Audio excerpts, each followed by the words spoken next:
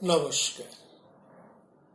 প্রাণারামের মাধ্যমে সম্প্রচারিত ভারত কথার গ্রন্থি মোচনে ৩৯৩তম পর্বে সবাইকে জানাই সাদর সম্ভাষণ। মহামতি অনন্তলালের পরম অনুগ্রহে আমরা শুনে চলেছি ভারত কথা। ভারত কথার মধ্যে আমরা আলোচনা করছি গত পর্ব হতে কৃষ্ণ কথা। কৃষ্ণ নামের যে মহিমা এবং কৃষ্ণ নামের যে গুরুত্ব, এটাকে সম্পূর্ণভাবে উপলব্ধি না করতে পারলে আমরা আগেও বলেছি, এখনো বলছি এবং ভবিষ্যতেও আমরা একইভাবে বলবো, সমগ্র মহাভারতকে বুঝে ওঠা কঠিন। এই মহাভারত বলতে মহাভারত গ্রন্থ যেমন আছে, এই ভারতবর্ষ নামক দেশটিও আছে। এই দেশের সঙ্গে শ্রীরাম এবং শ্রীকৃষ্ণ, এই দুই পুরুষ অঙ্গাঙ্গী ভাবে জড়িত। আমরা শ্রীকৃষ্ণকে নিয়ে কথা বলছি। এই নামটি, এই শব্দটি শ্রীকৃষ্ণ, এই শব্দটি যুগ যুগান্তর ধরে মানুষকে নানাভাবে বিচিত্রতর ভাবে আকর্ষণ করে চলেছে। কৃষ্ণ শব্দটি এতটাই আকর্ষণীয় মানুষের কাছে যে বৈয়াকরণেরাও কৃষ্ণ শব্দটিকে এক ধাতু নিষ্পন্নতার মধ্যে দিয়েও আকর্ষণকেই প্রতিষ্ঠা দিয়েছেন। অর্থাৎ বৈয়াকরণরা বলছেন যে এই শব্দটি, কৃষ্ণ শব্দটি যে ধাতু থেকে নিষ্পন্ন, সেই কৃষ ধাতুর অর্থই হচ্ছে আকর্ষণ করা। আমরা এখানে একটা ছোট্ট টিপ্পণী কাটি। এই যে কৃষ ধাতু, যার অর্থ আকর্ষণ করা, এটি কি শ্রীকৃষ্ণের উপস্থিতি থেকেই গড়ে উঠেছে বা প্রতিষ্ঠিত হয়েছে, নাকি শ্রীকৃষ্ণ এতটাই মহিমাময়, এতটাই তার প্রতিষ্ঠা, ব্যক্তিত্ব এবং গুরুত্ব যে তিনি বৈয়াকরণের সূত্রের মধ্যেও নিজেকে প্রবলভাবে প্রতিষ্ঠা করেছে। যাই হোক, এসব কথা এখন থাকুক। আমরা এই মহাবিচিত্র অনন্য মানুষটিকে নিয়ে আলোচনা করছি।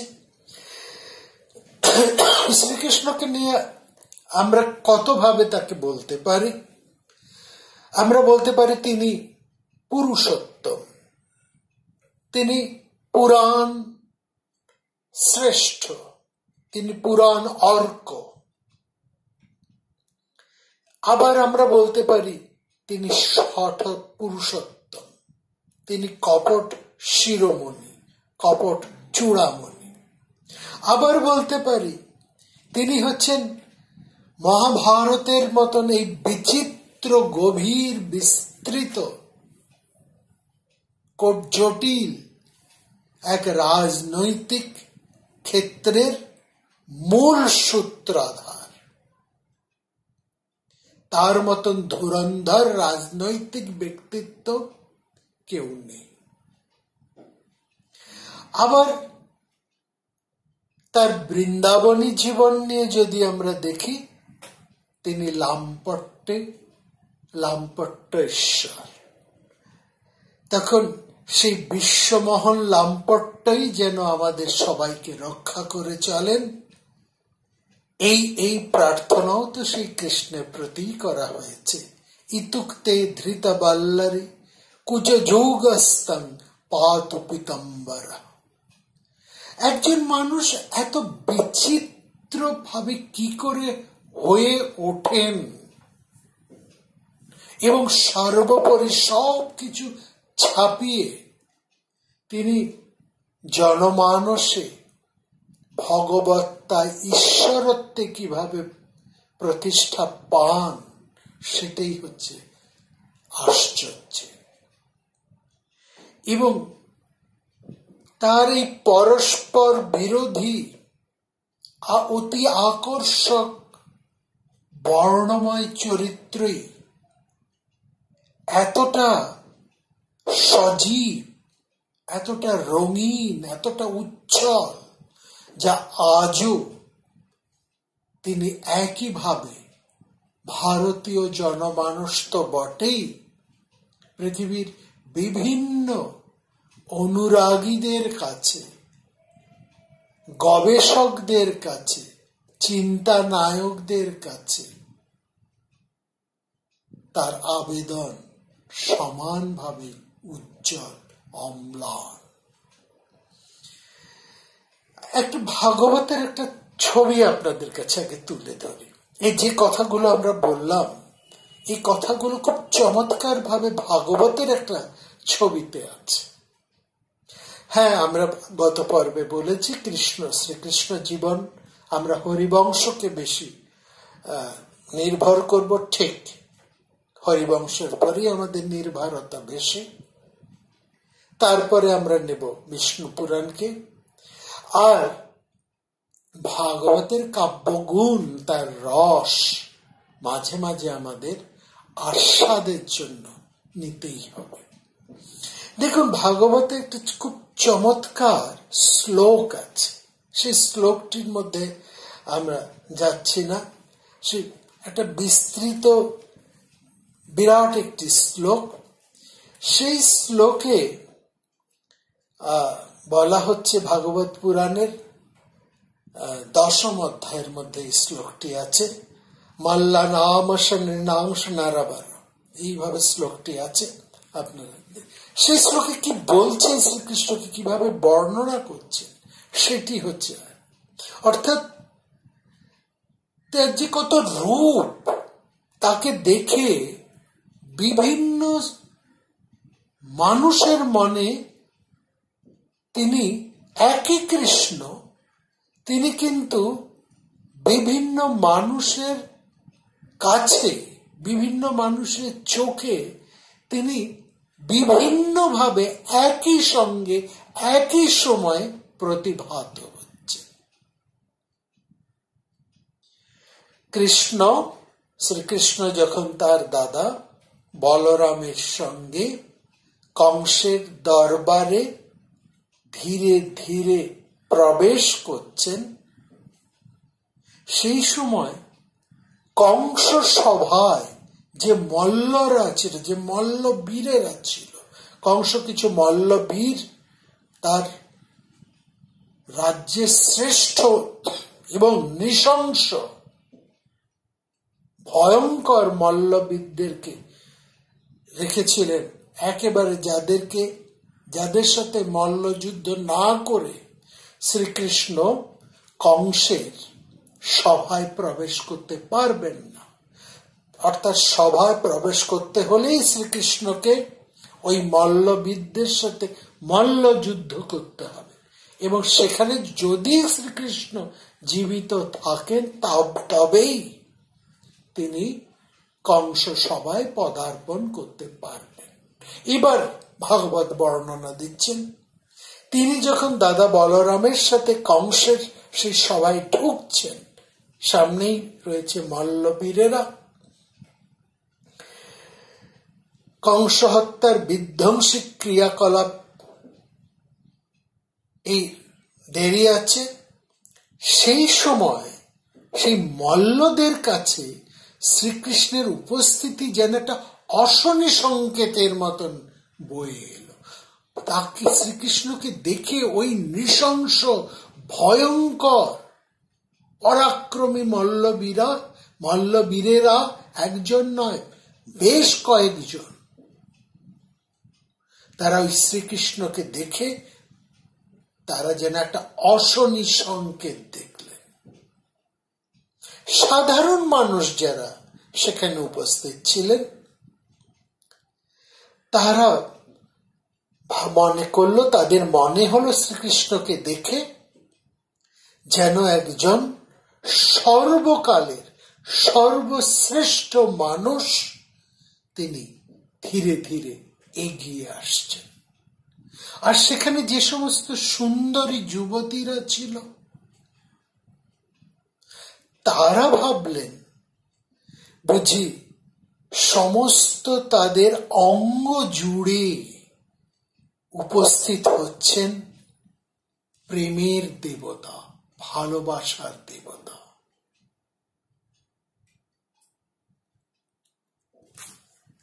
এই ভালোবাসার প্রেমের দেবরূপ নেমে এলো সেই গোপীদের জীবনে। আর গোপবালক যারা উপস্থিত ছিলেন, যারা শ্রীকৃষ্ণকে অনেক আগে থেকে চিনতেন, জানতেন, তাদের মধ্যে কোনো বিক্রিয়া ঘটল না। তারা তো শ্রীকৃষ্ণকে দেখেন, জানেন, তারা মনে করেন শ্রীকৃষ্ণ তাদেরই মতন আরেক গোপ পুরুষ, তারা নির্বিকার, তাদের মধ্যে কোনো বিকার দেখা গেল না। তারা এটা ভাবলেন না যে তাদের ঠিক, তারা মনে হলো যে তাদের সাথে বাঁশি বাজিয়ে যে তাদের প্রিয় বন্ধু, তাদের সখা যেমন করে আসেন তেমন করেই এসেছেন। শুধু বৃন্দাবনে ব্রজে তিনি বাঁশি বাজাতেন তাদের সাথে, এখন তিনি এসেছেন মথুরাতে, এইটুকুই যা পার্থক্য। একই ভাবে তাদের কাছে সন্তান রূপে উপস্থিত হলেন শ্রীকৃষ্ণ দেবকী আর বসুদেবের। দৃষ্টিতে দেবকী দেখলেন তাদের সন্তান এসেছেন, বসুদেব তাই সন্তান রূপে শ্রীকৃষ্ণ অবতীর্ণ হয়েছেন দেবকী আর বসুদেবের অন্তরে। আর কংসের সভায় যে সামন্ত রাজারা ছিলেন, সেখানে উপস্থিত আছেন দেবকী এবং বসুদেব। দেবকী এবং বসুদেবের হৃদয়ে নতুন করে বাৎসল্যের সুধারস ঝরে পড়ল। কিন্তু অন্যান্য যেসব সামন্ত রাজারা সেখানে ছিলেন, তারা বুঝলেন এই এক ভয়ঙ্কর পুরুষ উপস্থিত হয়েছেন, যে তাদেরকে একেবারে শায়েস্তা করবে। আর স্বয়ং ভোজপতি, সম্রাটের আসনে যিনি বসে আছেন, সেই ভোজপতি কংস, তিনি শ্রীকৃষ্ণের মধ্যে কি অবলোকন করলেন? তার মৃত্যুকে।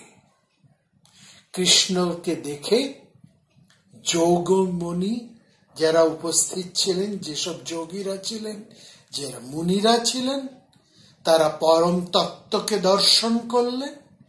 বিষ্ণু বংশীয়রা দেখলেন তাদের রাজা এসে উপস্থিত হয়েছেন, সাত্যত বংশীয়রা দেখলেন স্বয়ং দেবতার আবির্ভাব ঘটেছে।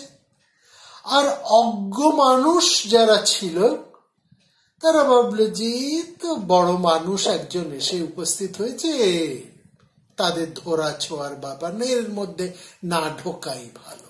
তাহলে দেখুন, এক শ্রীকৃষ্ণ প্রবেশ করছেন, সেখানে বিভিন্ন মানুষের, বিভিন্ন জনমানুষে তার প্রতিক্রিয়াটা একই সঙ্গে কতটা ভিন্ন ভিন্ন, এইটি শ্রীকৃষ্ণের এক একটা পরিচয় দেওয়া হয়েছে।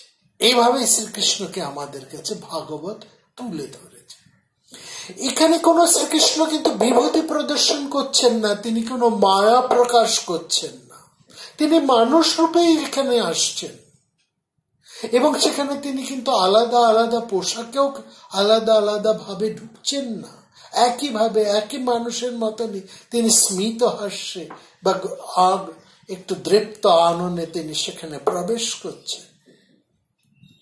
কিন্তু এর পরে আমরা দেখছি শ্রীকৃষ্ণের মধ্যে অবতারত্বের প্রতিষ্ঠা হচ্ছে।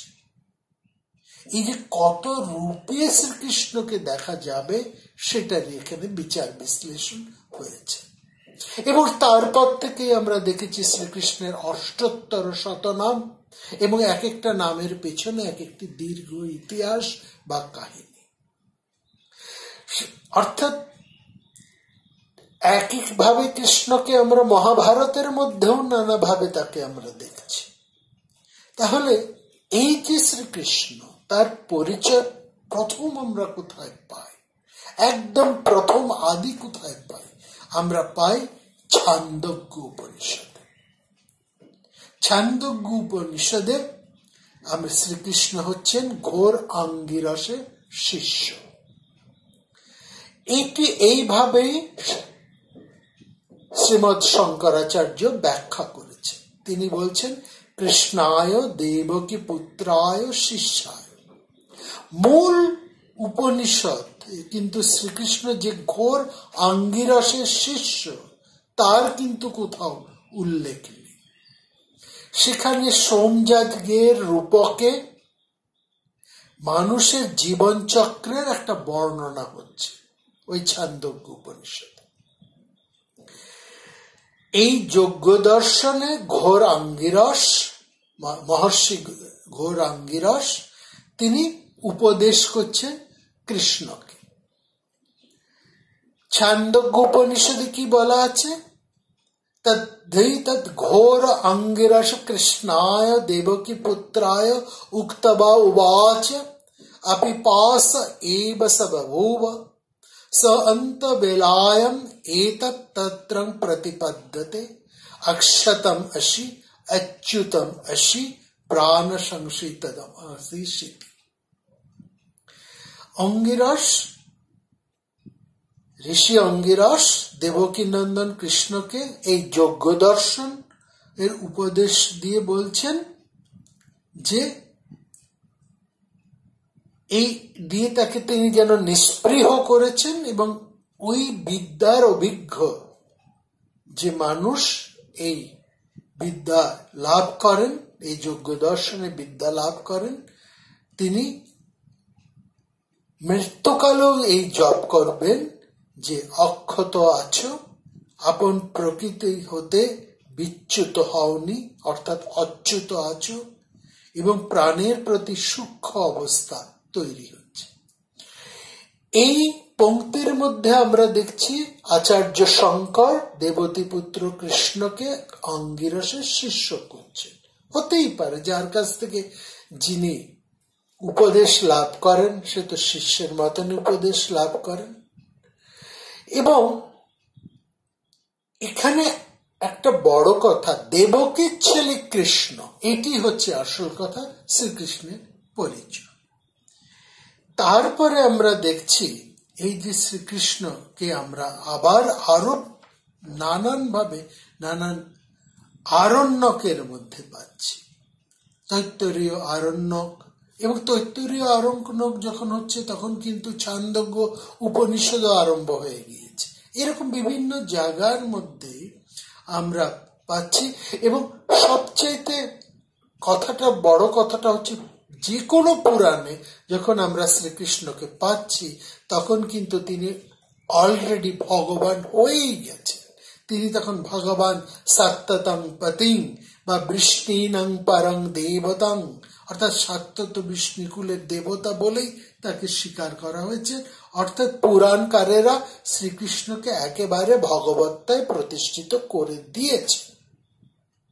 তাহলে আমাদেরকে এর আগে যেতে হবে যে এই ভগবত্তাটা শ্রীকৃষ্ণ ভগবানে প্রতিষ্ঠিত হচ্ছেন কোথার থেকে, এবং তারপরে যা কিছু আছে সমস্ত কিছুর মধ্যেই আমরা শ্রীকৃষ্ণকে ভগবান হিসেবে পাই। সে মেগাস্থিনিসের কথাই বলুন কিংবা আপনার পাতঞ্জলির গ্রন্থই বলুন, সব জায়গাতেই শ্রীকৃষ্ণ মোটামুটি ঈশ্বরত্বে প্রতিষ্ঠিত। কৃষ্ণের জন্ম বৃত্তান্ত আমাদেরকে যদি দেখতে হয়, যেখান থেকে তিনি ভগবত্তায় প্রতিষ্ঠিত হননি, যার জন্ম হচ্ছে, যে বংশে তিনি জন্ম করছেন, তার সবচাইতে পরিচয় যে পুরাণগুলোতে রয়েছে, হরিবংশ, বিষ্ণু পুরাণ, ভাগবত পুরাণ, একটাই, এই তিনটি সবচাইতে গ্রহণযোগ্য এবং তার মধ্যে আমরা হরিবংশকে বেশি প্রামাণ্য হিসেবে নেব। এবং অন্যান্য পুরাণে যেখানে বলা হচ্ছে শ্রীকৃষ্ণ যেন ভগবান বিষ্ণুর অবতার, এই ভাবটা কি করে এলো? তিনি তো মানুষ হিসেবে জন্মেছেন। আমরা দেখছি যে মথুরার রাজা উগ্রসেনের পুত্র হচ্ছেন কংস। তিনি সম্রাট জরাসন্ধের জামাতা। নিজের এবং জরাসন্ধের বলে বলিয়ান হয়ে কংস তার নিজের পিতা উগ্রসেনকে সিংহাসনচ্যুত করে নিজে রাজা হয়ে বসলেন। যদু বিষ্ণুদেব যে সংঘ রাষ্ট্র ছিল, সেখানে কোনো রাজপদ ছিল না, সেখানে কোনো স্বৈরতান্ত্রিকতা ছিল না, কিন্তু কংস রাজা হয়েই তিনি সংঘ রাষ্ট্রীয় কাঠামোর মধ্যে একনায়কতন্ত্রের প্রতিষ্ঠা করলেন। এই সময় আমরা দেখছি মথুরার রাজ পরিবারে কংসের কাকা দেবকের কন্যা দেবকীর সাথে যদুবিষ্ণুদের অন্যতম সংঘ মুখ্য বা প্রধান সুর বা সুরসেনের পুত্র বসুদেবের সাথে বিবাহ আয়োজন। বিবাহ সুসম্পন্ন হলে কংস নিজেই সারথি হয়ে তার আদরের খুড়তুতো বোন দেবকীকে শ্বশুরালয়ে পৌঁছে দিতে চললেন। এই এমন সময় একটা দৈববাণী হলো, ওরে মূর্খ, যাকে তুই আদর করে স্বামীর ঘরে পৌঁছে দিতে যাচ্ছিস, সে তোর অষ্টম গর্ভের সন্তান, তার অষ্টম গর্ভের সন্তান তোর মৃত্যুর কারণ হবে।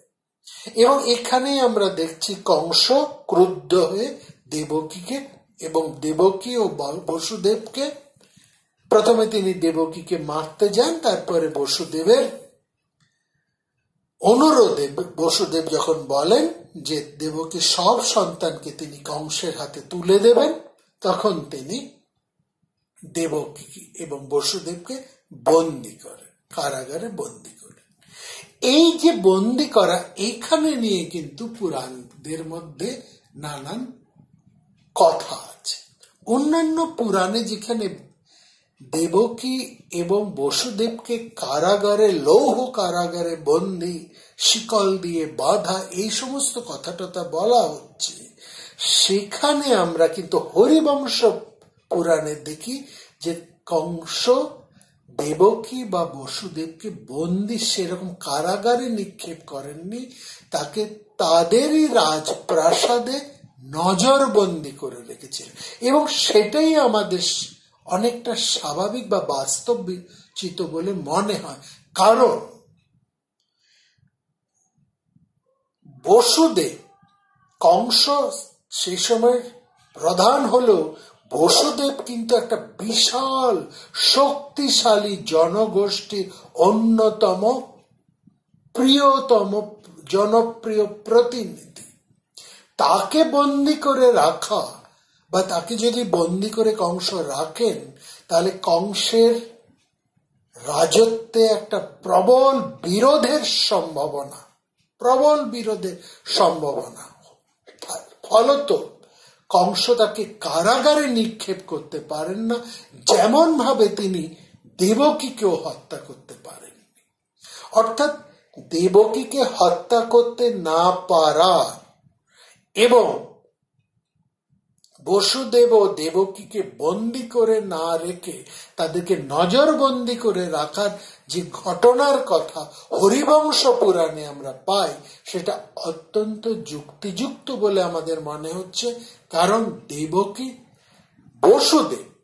দেবকীর কথা পরে আসছে, বসুদেব সেই সময় একটা যদুবৃষ্ণি বংশে একটি শক্তিশালী সংঘের ভীষণ গুরুত্বপূর্ণ এবং খুব জনপ্রিয় সংঘ মুখ্য। কংস একনায়কতন্ত্র প্রতিষ্ঠা করলেও তিনি কিন্তু যদুবৃষ্ণি সংঘের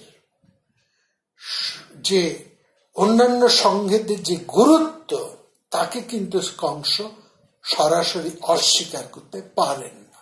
এটা হচ্ছে 1 নম্বর। আর দ্বিতীয় কথা, এই যে আকাশবাণী, তিনি রথ চালিয়ে নিয়ে যাচ্ছেন, সেই সময় আকাশবাণী হলো যে আমরা বিভিন্ন পুরাণে পাই যে এই দেবকীর অষ্টম গর্ভের সন্তানই কংসের জীবনের মৃত্যুর কারণ হবে। এটাও আমাদেরকে কিন্তু একটু গুরুত্ব সহকারে বুঝতে হবে। সেখানেও আমাদের আসতে হবে হরিবংশ। হরিবংশ খুব পরিষ্কার করে বলে দিয়েছে, দেবকী হচ্ছেন কংসের খুড়তুতো বোন। দেব মহারাজ সংঘমুখ্য, অপর সংঘমুখ্য দেবকের কন্যা। আরেকটি সংঘের প্রধান হচ্ছেন সুরসেন, তার পুত্র হচ্ছেন বসুদেব। কংস সমস্ত গোষ্ঠীর মধ্যে রাজা হয়েও জরাসন্ধের মদতে, হ্যাঁ, কংসের নিজের ক্ষমতা ছিল এবং তার শ্বশুর জরাসন্ধের পেছন থেকে বিশাল বিশাল সমর্থন ছিল, কারণ যে জরাসন্ধের 2টি কন্যাকেই কংস বিয়ে করেছিলেন। ফলে জরাসন্ধের খুব প্রিয় পাত্র, এবং জরাসন্ধ এই কংসের সাথে তার নিজের মেয়েদেরকে বিয়ে দিয়েছিলেন, তার পেছনে আবার একটা উদ্দেশ্য ছিল, এটাও আমরা জানতে হবে। সেটা কি, অর্থাৎ কংসের সাথে যে বিয়ে দিয়েছিলেন জরাসন্ধের উদ্দেশ্য হচ্ছে তিনি বারবার চেষ্টা করেও এই যদুবৃষ্ণীদেরকে কবজা করতে পারছিলেন। কারণ যদুবৃষ্ণী এই সংঘ, যেখানে তা বিভিন্ন সংঘের প্রধানরা তারা নিজেদের মধ্যে থেকে একজন সংঘ মুখ্যকে নির্বাচিত করেন, যিনি রাজা নন, তিনি হচ্ছেন সমস্ত সংঘের সংঘ মুখ্যদের দ্বারা নির্বাচিত সংঘ প্রধান। এবং সেখানে একটা অলিগার্কিক শাসন চলত, পুরোপুরি গণতন্ত্র এই কথা বলা যায় না, একটা অলিগার্কিক সমাজ। এবং এই অলিগার্কিক সমাজটা এতটা শক্তিশালী ছিল, যেটা আমরা বুদ্ধের সময়ও আমরা দেখব, ওই রকম অলিগার্কিক সমাজ শক্তি চলেছে। ফলত জরাসন্ধ বহু চেষ্টা করেও যদুবৃষ্ণী এদেরকে জয় করতে পারছিলেন। তখন তিনি এই বংশেরই একটি দুষ্ট এবং অতি উচ্চাসী মানুষ কংসকে সাথে তিনি তার একটি নয় দুটি কন্যার বিয়ে দিয়ে তাকে হাত করে ফেলে। যেহেতু কংসের মধ্যে, কংস ছিলেন লোভী, উচ্চাসী এবং নিষ্ঠুর প্রকৃতি, ফলত তাকে বিয়ে দিয়ে এবার কংস সেই বৈবাহিক সূত্র দিয়ে ঢুকে পড়লেন যদুবৃষ্ণীদের মধ্যে, এবং কংসের মদতে আর নিজের শক্তিতে, আমরা যা বলেছি, কংস জরাসন্ধের মদতে, অর্থাৎ শ্বশুরের মদতে এবং নিজের শক্তিতে তিনি সেখানে একচ্ছত্র রাজা হয়ে বসলেন। এই বসার পরে তিনি কি করলেন, যেটা আগে কখনোই হতো না, তিনি সমস্ত গোষ্ঠীর উপর নির্মম অত্যাচার আরম্ভ করলেন। সমস্ত গোষ্ঠীকে বাধ্য করলেন তাকে রাজা হিসাবে স্বীকার করা। যে রাজপদ ছিল, সেই রাজপদে তিনি প্রবর্তন করলেন, নিজে রাজা হয়ে বসলেন। এবং শুধু রাজা নয়, তিনি সেখানে একেবারে স্বৈরতান্ত্রিক ভাবে একনায়কত্বের মতন তিনি শাসন চালাতে আরম্ভ করলেন। ফলে কংসের সাথে, কংস ছিল ভোজ বংশীয়, কিন্তু অন্যান্য যেসব গোষ্ঠী আছে, সাত্যদের বংশের মধ্যে যে আর অন্যান্য বংশগুলো আছে, তারা এই ভোজ বংশীয় কংসকে পছন্দ করতেন না। তার মধ্যে সুর বংশীয় দেবক যে বংশ আছে, তারা কংসের ভেতরে ভেতরে তারা ভীষণ ক্রুদ্ধ হয়ে উঠল, এবং তারা নিজে, এবং সেখানে এই বসুদেব কংসের একটা সবচাইতে বড় প্রতিস্পর্ধী হয়ে উঠলেন। তাকে অন্যান্য গোষ্ঠীর লোকেরা প্রত্যক্ষভাবে এবং অপ্রত্যক্ষভাবে মদত যোগাতে লাগল। বসুদেব এতটাই গুরুত্বপূর্ণ ছিলেন যে কংস বাধ্য হয়েছিলেন বসুদেবকে নিজের মন্ত্রিসভায় তাকে স্থান দিতে। তাহলে বুঝতে হবে বসুদেবের গুরুত্ব কতটা। দেবকও ততটা শক্তিশালী ছিলেন। ফলে দেবক এবং বসুদেবের যখন মিল হলো, দেবকের কন্যার সাথে মহারাজ এই গোষ্ঠীপতি সুরের যখন মিল হলো, অর্থাৎ দেবকের কন্যা দেবকীর সাথে গোষ্ঠীপতি সুরের পুত্র বসুদেবের যখন বিবাহ হলো, কংস কিন্তু ভয় পেয়ে গেলেন এবং ভয় পেয়ে ওই বিবাহের সময়ই তিনি অতর্কিতে এদেরকে বন্দি করে ফেললেন। বন্দি অর্থে নজরবন্দি করলেন। এইটা হচ্ছে আসল ঘটনা। এবং নজরবন্দি আসলে তখন তো জরাসন্ধ স্বমহিমায় বিখ্যাত। ফলত